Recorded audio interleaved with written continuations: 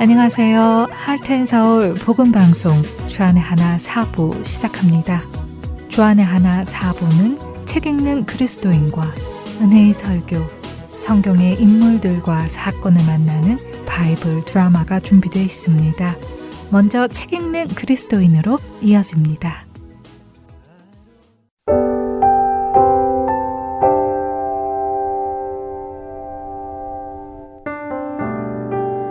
애청자 여러분 안녕하세요. 성도들에게 추천해 드릴 만한 신앙서적을 읽고 내용 속에서 우리가 생각해 볼 것들을 함께 나누는 시간, 책 읽는 그리스도인 시간 진행의 정지혜입니다. 살다 보면 나를 힘들게 하는 사람들을 만날 때가 있습니다.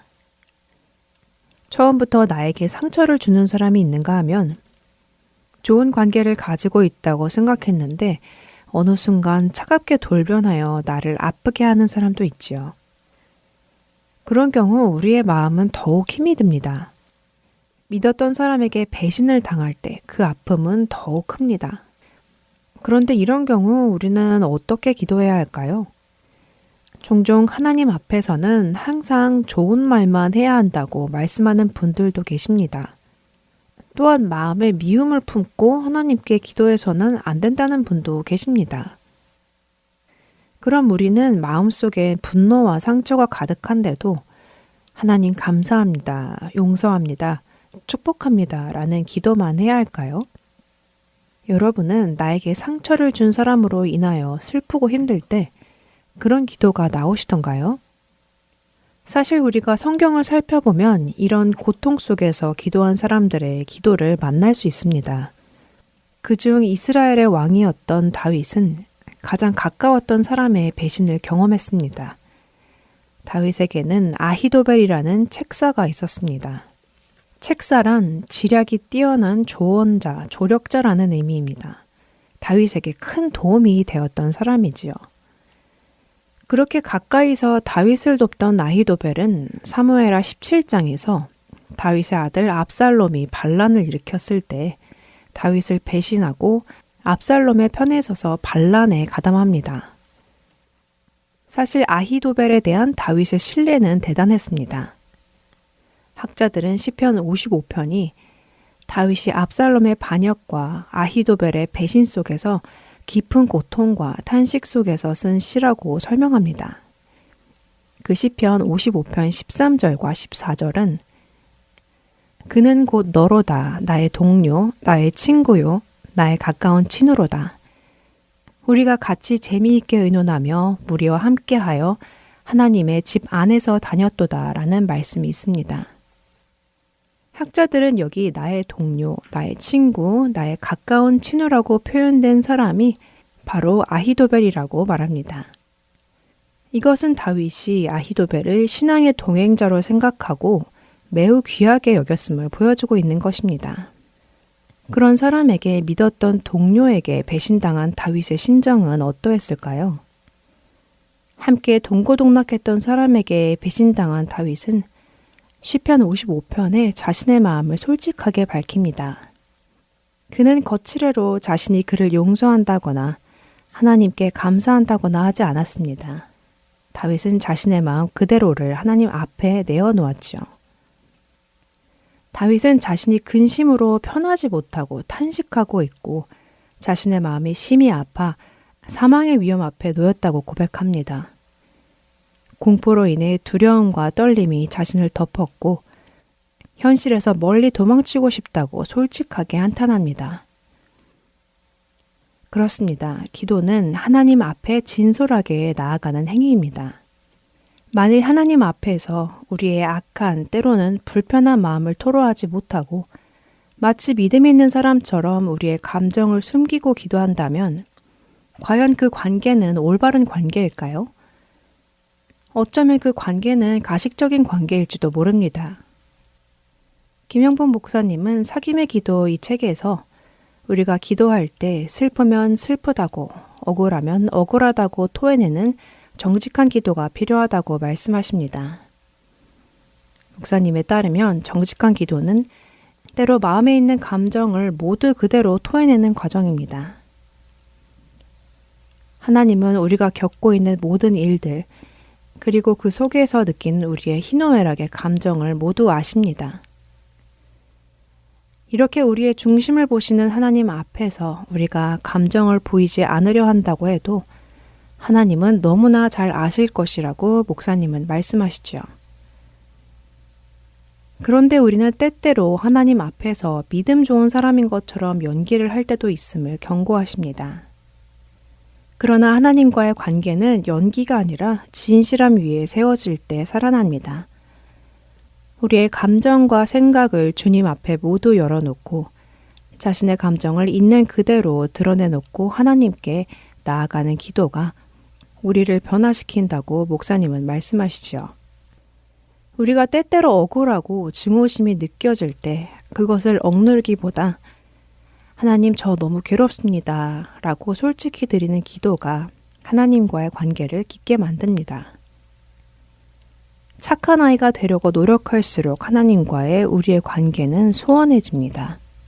여호와여 어느 때까지니이까 나를 영원히 잊으시나이까 주의 얼굴을 나에게서 어느 때까지 숨기시겠나이까 나의 영혼이 번민하고 종일토록 마음에 근심하기를 어느 때까지 하오며 내 원수가 나를 치며 자랑하기를 어느 때까지 하리이까 나는 오직 주의 사랑을 의지하였사오니 내 마음은 주의 구원을 기뻐하리이다. 내가 여호와를 찬송하리니 이는 주께서 내게 은덕을 베푸심이로다.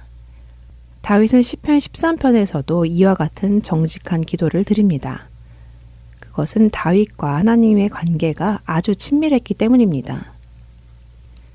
하나님은 우리가 정직하게 울부짖는 그 기도를 듣고 계십니다. 감정을 억누르고 가식적인 기도를 드리는 것보다 우리를 솔직하게 토해내는 기도가 하나님과의 관계를 살아있게 만듭니다. 그 기도를 통해 진실한 관계가 회복되고 우리는 무엇을 구해야 할지를 분별하게 될 것입니다. 이번 한 주 하나님 앞에 솔직하고 정직한 기도를 드리며 그분과 더 깊은 사귐의 관계로 나아가시기를 소망합니다. 책 읽는 그리스도인 마칩니다.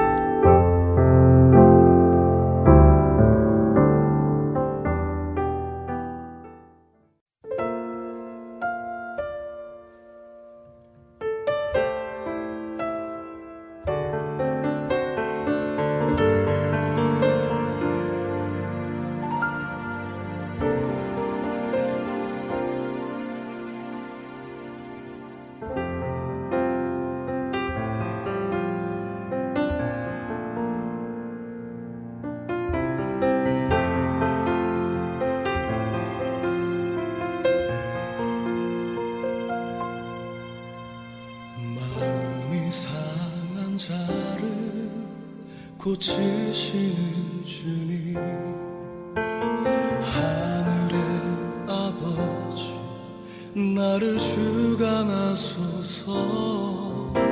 주의 길로 인도하사 자유케 하소서 새 일을 행하사 부흥케 하소서 줄이고 목이 마르니 성령의 기름 부소서 의에 줄이고 목이 마르니 내 잔을 채워 주소서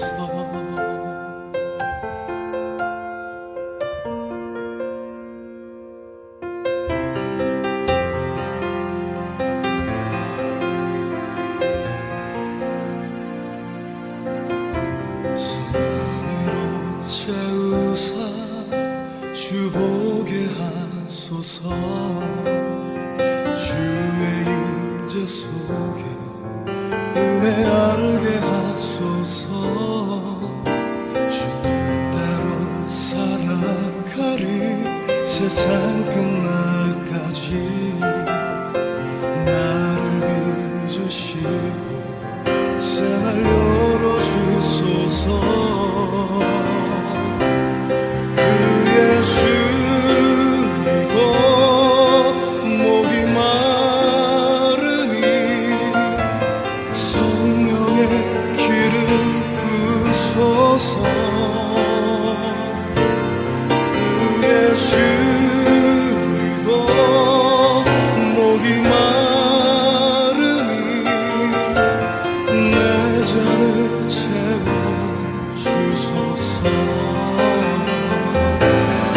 그의 시리고 목이 마르니 성령의 기름 부소서. 그의 시리고 목이 마르니 내 잔을 채워주소서.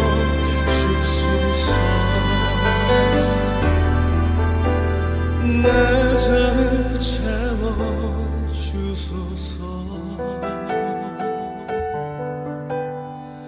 내 잔을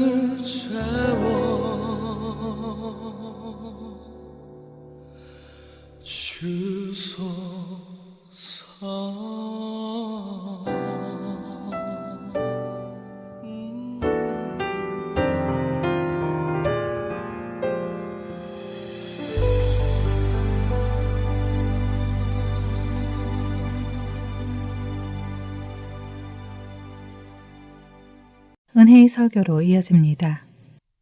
오늘은 캐나다 밴쿠버 그레이스 한인교회 박신일 목사님께서 빌립보서 3장 12절에서 16절을 본문으로 성숙을 향하여 라는 제목의 말씀 전해 주십니다. 은혜의 시간 되시길 바랍니다. 하나님 말씀은 빌립보서 3장 12절로 16절입니다. 제가 봉독해 드리겠습니다. 내가 이미 얻었다 함도 아니요 온전히 이루었다 함도 아니라 오직 내가 그리스도 예수께 잡힌 바 된 그것을 잡으려고 달려가노라. 형제들아 나는 아직 내가 잡은 줄로 여기지 아니하고 오직 한 일, 즉 뒤에 있는 것은 잊어버리고 앞에 있는 것을 잡으려고 13절 14절은 다 같이 읽겠습니다. 표대를 향하여 그리스도 예수 안에서 하나님이 위에서 부르신 부름의 상을 위하여 달려가노라. 그러므로 누구든지 우리 온전히 이룬 자들은 이렇게 생각할지니 만일 어떤 일에 너희가 달리 생각하면 하나님이 이것도 너희에게 나타내시리라. 오직 우리가 어디까지 이르렀든지 그대로 행할 것이라. 아멘. 빌립보서를 펴놓으시고 말씀을 좀 나누도록 하겠습니다. 주님을 잘 믿고 살아가는 길 중에 하나는 뭐냐면요, 하나님의 생각이 내 안에 가득 채워지는 겁니다. 억지로 하는 것은 참 힘들어요. 사랑이라는 것은 특별한 힘이 있습니다. 누군가를 사랑하면 억지로 뭘 하는 게 아니라 저절로 하게 됩니다. 주님을 더 사랑하는 복이 우리에게 있기를 바랍니다. 오늘은 빌립보서를 읽는 날인데 우리가 빌립보서는 다른 교회들 서신과는 조금 다른 면이 뭐냐면 빌립보 교회가 세워지는 특별한 과정을 사도행전에 담고 있습니다.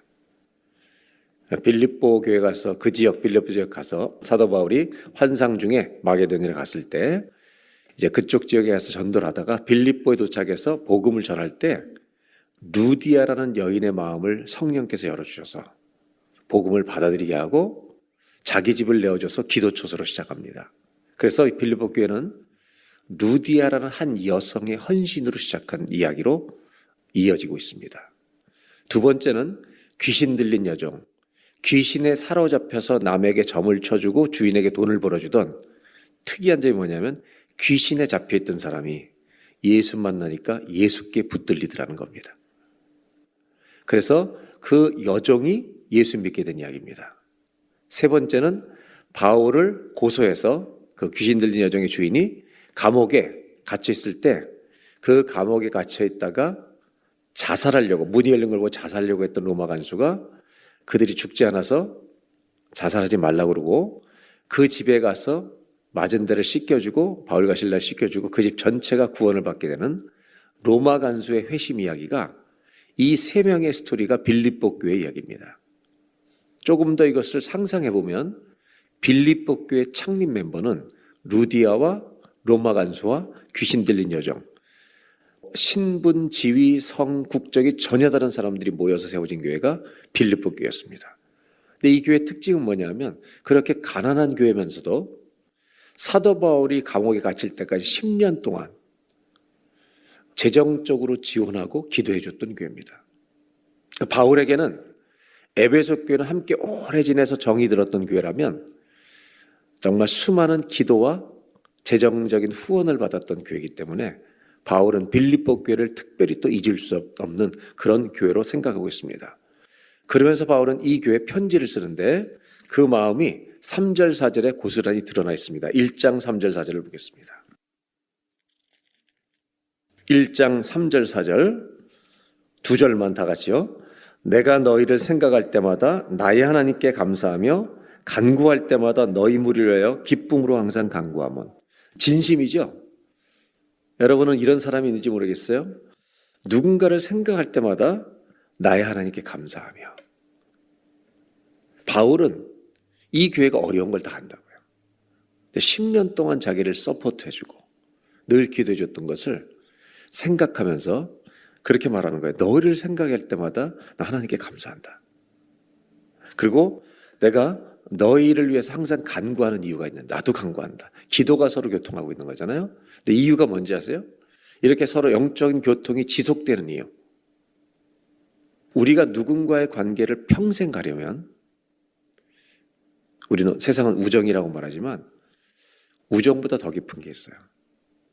5절에 바울은 이렇게 말합니다. 너희가 첫날부터 이제까지 복음을 위한 일에 참여하고 있기 때문이라. 국적도 다르고 출신 성분도 다른데 그 사람들을 하나 되게 하는 게 있어요. 그게 예수입니다. 바울은 왜 이렇게 간구하냐면 영적 동지로 느끼냐면 오늘 성경에 너희가 복음을 위한 일에 참여한다. 다른 번역에 뭐라고 되어 있냐면 복음을 위한, 이 복음을 전하는 일에 서로 동참하고 있기 때문입니다. 이렇게 말하는 겁니다. 누군가가 복음을 위해서 뛰고 있으면 복음을 가진 사람은 동지가 되는 겁니다. 이 관계는 영원한 겁니다. 그리고 나서 바울은 빌립보 교회에서 기도를 하기 시작합니다. 9절로 11절인데요. 한번 보겠습니다. 에베소 사람도 연결이 되는데 9절을 제가 읽어드릴게요. 내가 기도하느라 너희 사랑을 지식과 모든 총명으로 점점 더 풍성하게 하사. 이 빌립보 교회 복음을 나누고 있는 교회 성도를 향해 바울이 하고 있는 기도는 너희의 사랑을 지식과 모든 총명으로 더 풍성하게 하사. 에베소에서는 하나님을 그리스도를 아는 사랑의 그 깊이, 길이, 너비, 높이 이런 것들을 더 알게 해달라고 기도했잖아요. 여기서는 이제 너희 사랑을 지식과 성명으로 더 풍성하게 하사. 우리의 사랑도 더 풍성하고 10절에 참 기가 막힌 말씀이 나옵니다. 너희로 지극히 선한 것을 분별하며 또 진실하여 허물 없이 그리스도의 날까지 이르고. 그리스도의 날, 주님이 다시 오신 날을 기다리는데 우리 똑같은 사람들이에요. 그래서 우리는 더 정결하게 살아가도 한번 애써보자. 그거를 기도하는 겁니다. 그리고 이제 11절은 저 혼자 읽으면 안 되고 같이 읽어야 됩니다. 얼마나 멋진 말인지. 예수 그리스도로 말미암아 의임의 열매가 가득하여 하나님의 영광과 찬송이 되기를 원하노라. 빌립보 아끼는 성도들을 향한 바울의 기도 중에 마지막 파트는 예수 그리스도 때문에 그분의 도우심으로 의의 열매가 가득하여 하나님의 영광과 찬송이 되기를 원하노라. 그러니까 바울이 빌립보 교회에서 하는 기도는 하나님의 영광과 찬송으로 쓰임받는 자가 되기를 원한다. 이게 기도입니다. 여러분, 이 일이 우리에게도 일어나길 바랍니다. 하나님의 영광과 찬송으로 쓰임받다가 주님을 만나는 일이 있으면 얼마나 좋을까. 저는 이 11절을 읽으면서 잠깐 착각을 했어요. 너무너무 귀한 축복의 기도를 이 빌립보 교회를 하는데, 위에서 해주는데 지금 바울이 어디 있는 거지? 이런 생각이 들었어요. 이걸 잊어버릴 뻔했어요. 바울은 어디 있냐면 감옥에 있어요. 감옥에 갇힌 자가 누구보다 자유로운 사람처럼, 마치 지중해 해변에 누워있는 사람처럼 여유로운 말을 하는 거예요. 자기는 감옥에 잔뜩 갇혀서 고생하지만 복음을 위해 살다가 갇혔기 때문에 나는 너무 기쁘다. 주를 위해 살다가 갇힌 바 되어서 나는 전혀 아쉽지도 않다. 누구보다 여유 있는 사람처럼 난 너희들이 의의 열매가 가득해 하나님의 영광과 찬송이 되길 원하노라.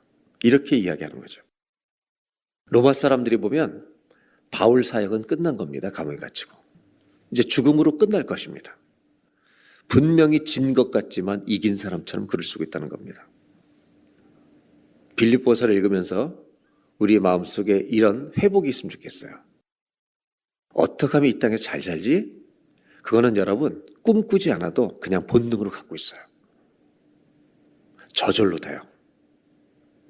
근데 빌립보서 읽으면서 이런 소원이 우리 안에 심어졌으면 좋겠어요. 회복이 됐으면 좋겠어요. 어떻게 하면 하나님께 영광이 되게 내가 살 수 있을까? 어떻게 하면 내가 하나님의 찬송의 열매를 맺는 사람이 될 수 있을까? 이런 소원이 우리 안에 다시 회복됐으면 좋겠습니다. 나는 죽을지 모르지만, 이들의 사랑과 기도를 먹고 이제 죽을지 모르지만, 복음을 위해 살다가 죽게 된 내 인생은 절대로 실패한 인생이 아니다.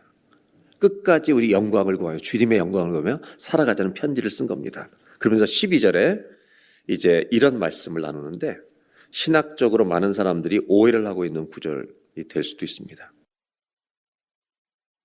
빌립보서 2장 12절입니다. 2장 12절 한 절만 다 같이 읽겠습니다. 그러므로 나의 사랑하는 자라, 너희가 나 있을 때뿐 아니라 더욱 지금 나 없을 때에도 항상 복종하여 두렵고 떨림으로 너희 구원을 이루라. 이 표현 때문에 많은 사람들이 구원을 잃어버릴 수 있다고 생각하고 구원을 위해서 뭔가 내가 해야 된다고 생각하는 신학적 오해를 불러일으키는 구절입니다. 사도 바울은 언제나 이런 식으로 설명을 해줘요. 교리, 하나님 말씀의 교리, 구원의 교리를 설명하고 우리의 행동을 어떻게 되는지, 이 두 가지 패턴이 매우 균형을 가지고 서신을 쓰고 있습니다. 이 믿음으로 얻는 구원에 관해서 사도 바울은 에베소나 빌립보에서 똑같이 구원을 얻기 위해서 우리가 할 건 아무것도 없다는 겁니다. 우리는 어느 누구도 타고나면서부터 구원을 얻을 만한 일을 한 적도 없고 할 수도 없는 사람입니다. 구원은 100% 예수 그리스도의 은혜를 통해서만 주어지는 것입니다. 오늘 이 본문은 구원을 이루어가라는 말이 내가 뭔가를 덧붙여야만 구원이 이루어지는 것처럼 그렇게 말하는 것이 아닙니다. 구원을 획득하기 위해서 우리가 뭔가를 하라고 권면하는 게 아닙니다. 이미 얻었기 때문입니다. 오히려 주님을 도와드려야 한다는 말이 아니라 구원을 통해서 하나님의 자녀로 우리의 신분을 바꿔주시는 놀라운 죄와 사망의 권세에서 해방시킨 이 구원받은 자녀로 하나님이 건져주셨다면, 내가 하나님의 자녀답게 사는 길은, 자녀답게 살아가는 길은, 하나님의 영광과 찬송이 되는 그런 삶을 사는 길은 노력하지 않으면 안 된다는 것입니다. 이걸 다른 표현을 해볼까요? 훈련하지 않으면 절대 안 된다는 것입니다. 내버려둬서는 변하지 않는다는 것입니다. 구원을 이루어가라는 말은 하나님의 자녀다운 삶을 살아가는 삶을 시작하라는 것입니다. 하나님의 영광과 찬송이 되기 위해 의의 열매를 맺는 사람이 되도록 자기를 훈련시켜서 하나님의 병사가 되라는 것입니다. 군사가 되라는 것입니다. 여러분, 신앙에는 반드시 훈련이 필요합니다. 의의 열매 맺고 하나님의 영광과 찬송이 되기 위해서는요, 하나님 앞에 나아가는 훈련을 평생 하면서 살아야 되는 거예요. 이런 질문이 생기죠. 요즘 젊은 사람들은 그럴 수 있죠. 이 바쁜 시대에 하고 싶은 게 너무 많은데 신앙훈련은 계속한다. 생각만 해도 끔찍하다. 매일 기도하고 매일 성경 보고 새벽 기도까지 나오려면 더 힘든 거고, 신앙훈련은 나를 지치게 만드는 것일까? 이런 질문을 우리가 해야 합니다. 노는 것은 재밌는데 신앙훈련은 지루한 것일까? 피곤하게 만드는 것일까? 마치 그것에 대해 답을 주듯이 바울은 빌립보서에서 굉장히 중요한 단어 하나를 이렇게 끄집어냅니다. 빌립보서를 관통하고 있는 한 단어가 등장합니다. 그 단어는, 빌립보서에 있는 단어는 기쁨입니다. 바울은 복음 전하다 감옥에 갇혀 있습니다. 근데 자유롭게 살고 있는 빌립보 성도들 향해 얘기를 쭉 서신을 쓰고 4장에 가면 이렇게 말합니다. 기뻐해라. 내가 다시 말하노니 기뻐해라. 근데 재밌는 것은, 기쁨을 누리라고 말하는데 재밌는 것은 집값 올랐다고 기뻐하는 것 아니다. 그거는 기뻐하지만 그 얘기를 하고 있는 게 아니라는 겁니다. 자녀가 잘된 것 때문에 그 기쁨을 얘기하는 건 아닙니다. 그것도 기쁨이죠. 그런데 바울이 얘기하는 것은 다른 기쁨을 말하는 겁니다. 아무도 빼앗아 갈 수 없는 기쁨. 주님이 우리에게 주신 이 기쁨은 그 누구도 빼앗아 갈 수 없네. 우리가 부르는 찬양이잖아요. 평안도 그렇고. 그럼 어떤 기쁨인가? 제가 좀 바울의 고백 속에서 좀 찾아보려고 합니다. 바울은 뭐가 기쁜지 아세요? 어떻게 사는 것이 기쁜지. 빌립보서 1장 20절을 보겠습니다. 1장 20절. 나의 간절한 기대와 소망을 따라 아무 일에든지 부끄러워하지 아니하고 지금도 전과 같이 온전히 담대하여 살든지 죽든지 내 몸에서 그리스도가 존귀하게 되게 하라니. 제가 이 구절을 가지고 여러분들에게 질문해 볼게요. 바울은 뭘 기뻐하는지 아세요? 살든지 죽든지 나를 통해서 누가 존귀해지는 거예요? 이것이 기쁨이에요. 저는 여러분들의 집안에 일이 잘 되는 걸 기뻐하는 거 하지 말라는 게 아니에요. 그건 당연히 기뻐해야 되는 거예요. 좋은 일이 있는 거 기뻐해야죠. 근데 거기서 머물지 말라는 거죠. 기독교를 그 수준으로 낮추지 말라는 거예요. 하나님이 우리에게 예수 그리스도의 죽으심을 통해서 가르쳐 주신 신앙의 기쁨은 그분이 누군지를 알기 때문에 내가 살아도 죽어도 나를 통해 주님이 존귀해지길 원한다고 하는 것, 그렇게 살아가는 기쁨을 이루라는 거죠. 이 고귀한 기쁨의 가치를 버리지 않는 우리 교회가 되기를 바랍니다. 또 한 가지를 보겠습니다. 2장 5절입니다. 빌립보서 2장 5절 한 절만 다 같이 읽겠습니다. 너희 안에 이 마음을 품으라 곧 그리스도 예수의 마음이니. 바울은 어떤 걸로 기뻐하냐면 주의 마음을 품는 걸 기뻐하는 겁니다. 교만해서 누구를 이기는 것이 아니라 어렵고 힘든 사람을 내가 낮아져서 섬길 때, 사랑할 때 이 주님의 마음을 가지게 되는 기쁨을 그는 말하고 있는 겁니다. 3장 20절. 그러나 우리의 시민권은 하늘에 있는지라 거기로부터 구원하는 자 곧 주 예수 그리스도를 기다리노니. 바울은요 이런 생각을 늘 해요. 내 시민권은 하늘에 있지. 저도 여기 민목하면서 영주권 따기 위해서 셀마다 기도하고 애를 쓰는 사람 많이 봤거든요. 근데 좀 안 될 것 같은데 기도했더니 문이 열려서 영주권이 나왔을 때 셀 리더가 달려와서 목사님, 우리 셀은 영주권 나왔다고 저를 붙들고 이 기쁨을 아냐고 자꾸 흔들어요. 아, 기쁘다 기뻐. 저도 그 얘기하죠. 나도 기뻐 그래. 근데 더 기쁜 거는 응답받은 게 기쁘다. 근데 바울은 하늘나라의 시민권을 기뻐하는 거예요. 그리고 뒤에 뭐라 하냐면 우리는 거기에서 오실 구세주 되시는 예수 그리스도를 고대하고 있습니다. 고대하는 거죠. 사랑하는 사람은 보고 싶잖아요.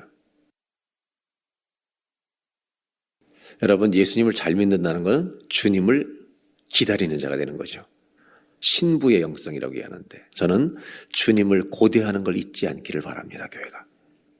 만약 그리스도의 신부된 교회가 주님 오시는 것을 준비하고 기다리지 않는다면 신부가 되는 정체성을 포기한 겁니다.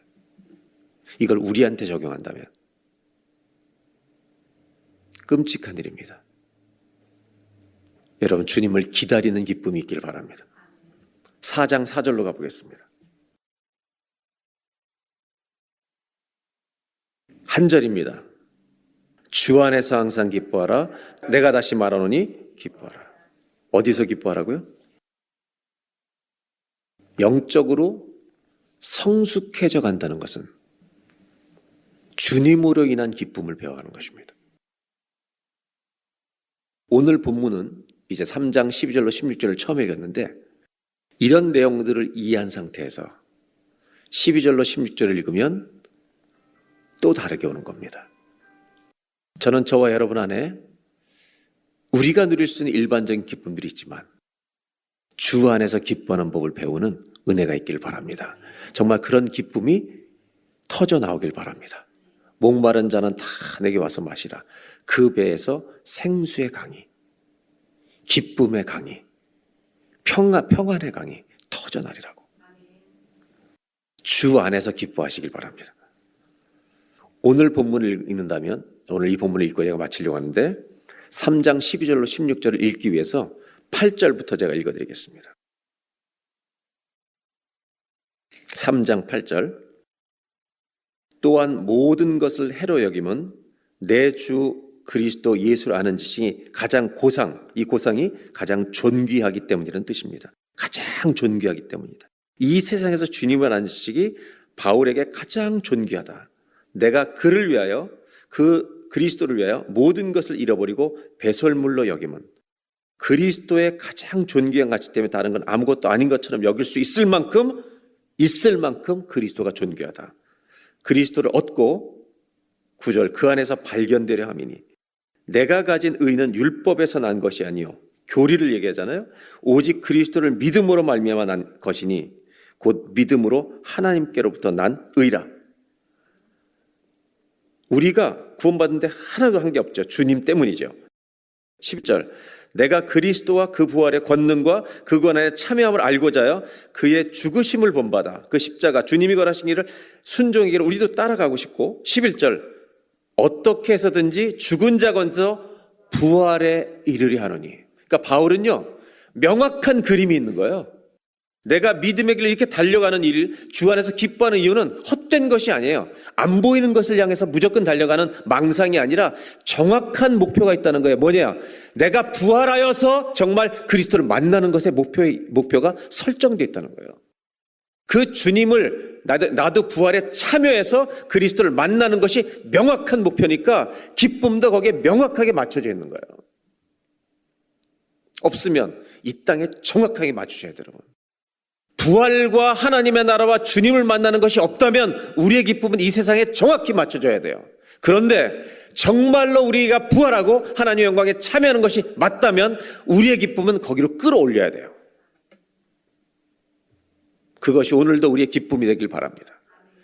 이렇게 얘기한 다음에 이제 12절로 16절을 이 부활에 이르려고 내가 하는 거, 이 소원이다 이것이. 그리고 나서 이제 12절에 이 말씀은 그 다음에 이어지는 겁니다. 부활에 이르는 이 소망을 가지고 내가 살아가고 그러기 위해서 12절입니다. 내가 이미 얻었다 함도 아니요. 이해가 되죠? 아직 안 얻은 거야 이건. 온전히 이루었다 함도 아니라 아직 미완성이다. 오직 내가 그리스도 예수께 잡힌 바 된 그것을 잡으려고 달려가노라. 13절 형제들아 나는 아직 내가 잡은 줄로 여기지 아니하고 오직 한 일 즉 뒤에 있는 과거는 좀 잊어버리고 살아라. 앞에 있는 것을 잡으려고.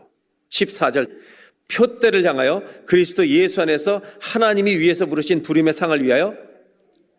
그러니까 여러분 바울은 빌립보 교회 성도들에게 내가 지금 살아가는 명확한 목표를 보여주고 있는 겁니다.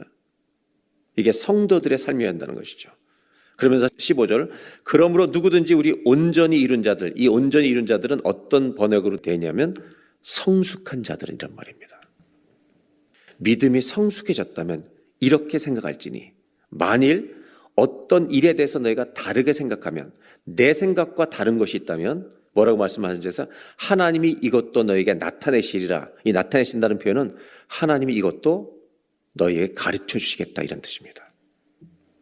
그리고 16절 오직 어디까지 이뤘든지 그대로 행할 것이라. 제가 제일 못하는 게 뭔지 아세요? 설교를 짧게 하는 거예요. 근데 왜 짧게 못하는 이유가 뭐냐면 제 안에 있는 복음 때문이에요. 내 안에 있는 예수 그리스도 때문에. 이걸 똑바로 알고 믿었으면 좋겠다는 거예요. 믿는 척하지 말고 그 복음을 가진 자는 죽는 날까지 그 길 가는 거예요. 바울은 명확한 목표를 향해 달려가고 있습니다. 이게 신앙의 여정이라는 겁니다. 믿음의 선한 싸움이라는 겁니다. 그리스도를 얻는 길, 그리스도를 닮아가는 길, 그리고 그리스도를 만나러 가는 길. 성숙을 향해서 오늘도 걸어갑니다. 오늘 기도의 제목은 성숙을 향하여 내 평생에 간직하고 싶은 기도 하나를 나누려고 하는 겁니다. 어떻게 하면 성숙을 향해 갈 수 있을까? 저는 오늘 읽은 12절 한 절 중에 제 마음을 때린 한 구절을 나누려고 하는 겁니다. 12절, 3장 12절. 내가 이미 얻었다 함도 아니요 온전히 이루었다 함도 아니라 오직 내가 그리스도 예수께 잡힌 바 된 그것을 잡으려고 달려가노라. 말이 좀 어려워요. 이거를 제가 세 번역으로 한 부분만 풀어드릴게요.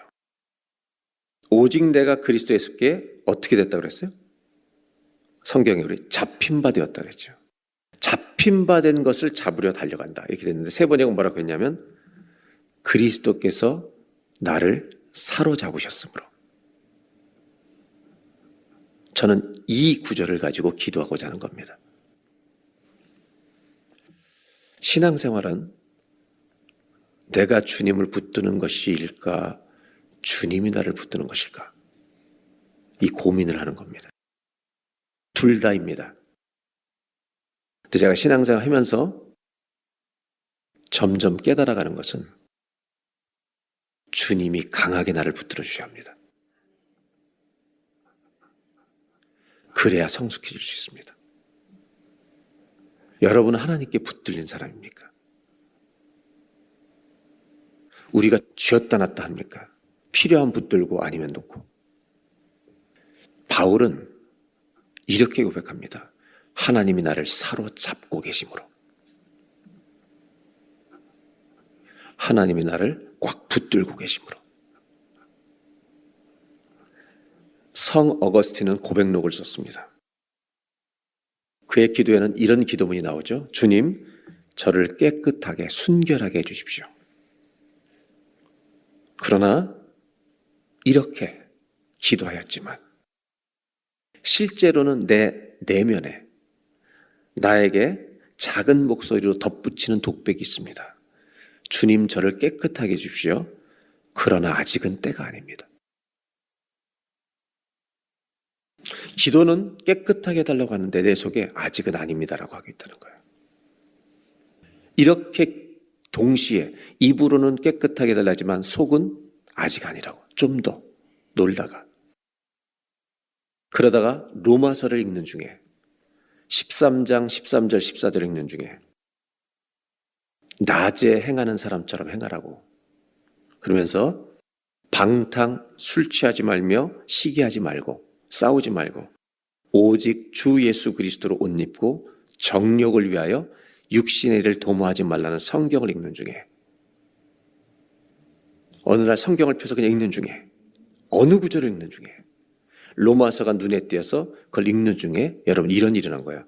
말씀이 그를 사로잡아 버린 겁니다. 그리고 회심하는 겁니다. 저는 이런 일이 날 수 있다고 봐요. 기도하는데 주님이 나를 사로잡으시는 겁니다. 붙들어 버리시는 겁니다. 오늘 나누고 싶은 평생의 기도. 주님, 저를 사로잡아 주십시오. 붙들어 주십시오. 꽉. 이것이 우리의 기도가 되길 바랍니다. 꽉 붙들어 달라. 하나님, 오늘 우리 가슴 속에 이 기도가 회복되게 해주시길 원합니다. 주님을 닮기 원합니다. 그러려면 주님, 저희를 붙들어 주셔야 합니다. 오늘도 저희를 꼭 붙들어 주십시오. 말씀으로 사로잡아 주십시오. 성령으로 우리의 생각을 아버지 채워 주십시오, 하나님. 그래서 육의 욕심을 따라 행하는 자가 아니라 성령을 쫓아 행하는 사람이 될 수 있도록 사도 바울이 빌립보 교회 성도들을 향해 너희 의의 열매가 가득하여 하나님의 영광과 찬송이 되기를 원하노라. 그 말씀이 우리에게도 고스란히 이루어질 수 있도록 오늘도 그런 날 되게 하여 주옵소서. 예수 그리스도의 이름으로 기도합니다.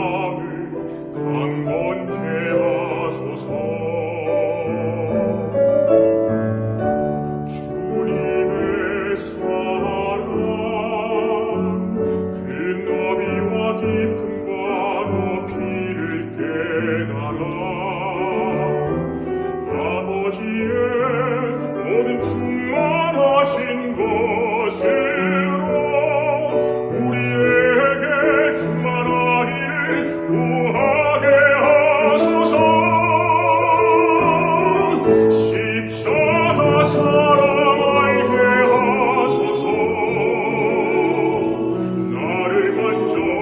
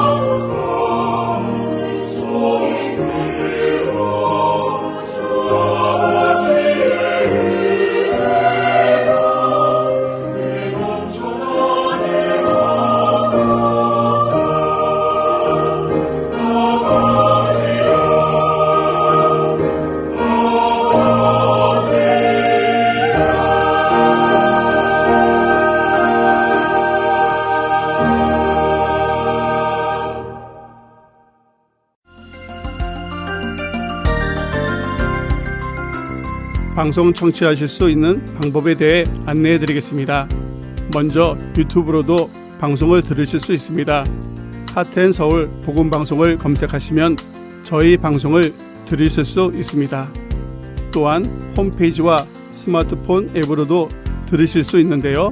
이 방법을 사용하시면 지난 방송들도 다시 들으실 수 있고 프로그램별로도 들으실 수 있습니다. 그리고 카카오톡으로도 방송을 보내드리고 있는데요.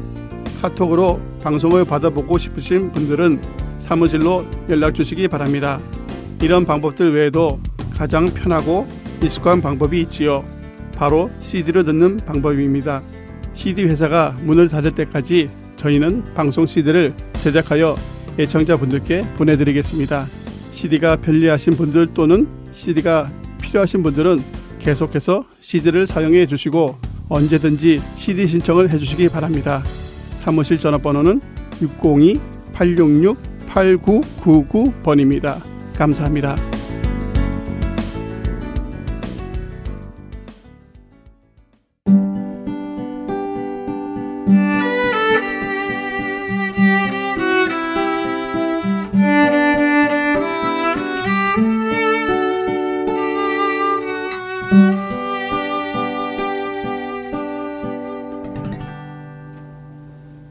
성경 속의 인물들과 사건을 만나는 바이블 드라마로 이어집니다.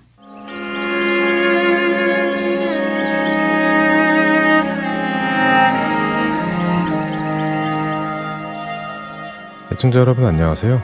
바이블 드라마 열왕기 편 진행의 박경규입니다. 하나님을 사랑하여 하나님의 선지자인 엘리사를 신실하게 섬기던 수넴 여인. 그녀는 엘리사의 기도를 통하여 임신을 하였고 아들을 얻는 기쁨을 누렸습니다. 아이가 자라고 걸어다닐 나이가 되었습니다. 하루는 아이가 들에 있는 아버지에게로 갔지요.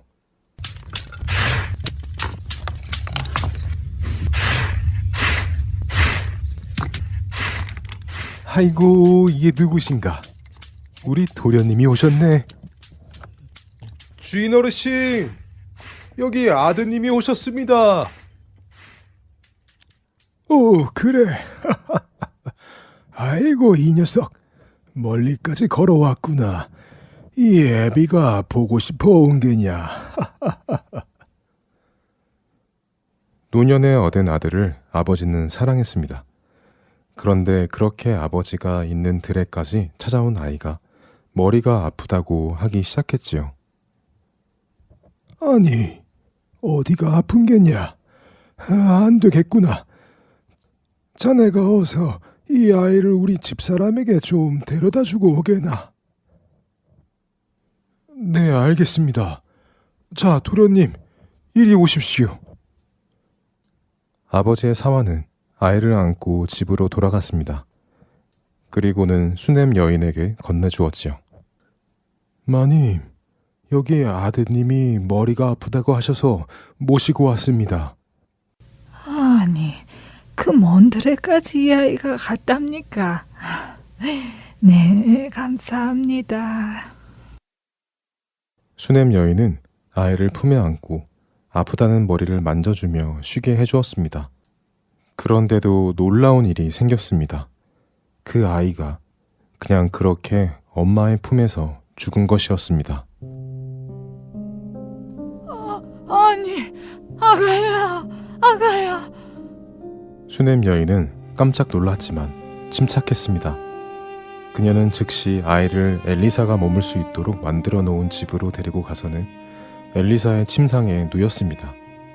이때 엘리사는 수넴에 있지 않고 갈멜산에 있었지요. 그녀는 급히 남편에게 구하여 사환 1명과 나귀 1마리를 준비하였습니다. 자, 여기 사환과 함께 이 나귀를 타고 가도록 하시오. 아니, 그런데 오늘이 안식일도 아닌데 어찌 갑자기 하나님의 사람을 찾아가겠다는 것이오? 급히 다녀올 일이 생겼습니다. 단지 모든 길이 평탄하기를 하나님께 기도해 주십시오. 수넴 여인은 나귀에 올라타서 갈멜산으로 달리기 시작했습니다.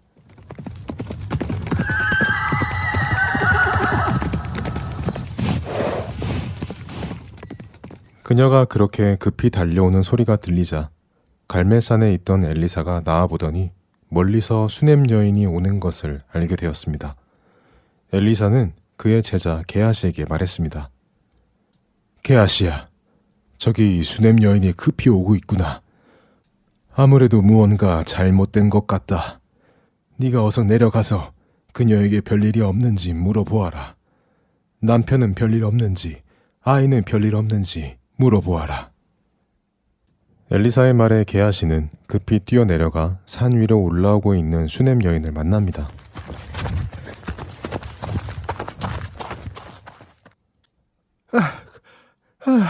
안녕하십니까? 여기 어쩐 일이십니까?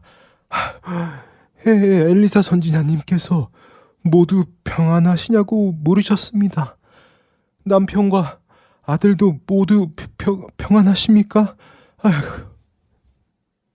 네, 모두 평안합니다. 어서 엘리사 선지자님께 저를 인도해 주십시오. 수냄 여인은 게하시에게 아이가 죽었다는 말을 하지 않았습니다. 사실 그녀는 남편에게도 아이가 죽었다는 말을 하지 않았지요. 그녀는 엘리사에게 직접 말하고 싶었습니다. 그녀는 게하시와 함께 엘리사 앞에 다다랐습니다. 엘리사를 본 그녀는 아무 말도 하지 않고 엘리사에게 다가가서는 엘리사의 발 앞에 꿇어 앉자 엘리사의 다리를 껴안으며 울기 시작했습니다.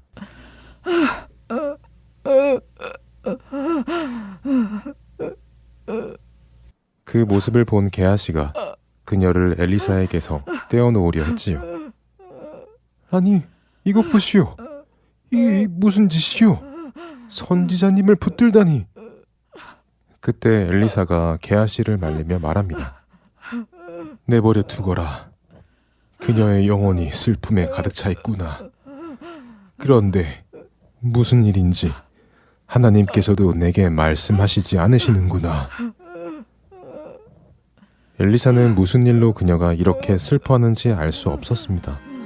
그러나 큰 슬픔이 있는 것만은 느낄 수 있었지요.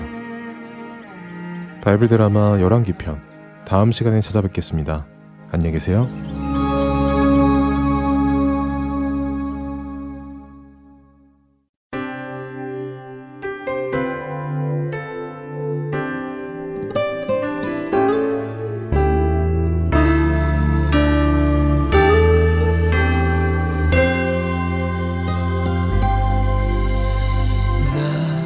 근심과 걱정 말아라 주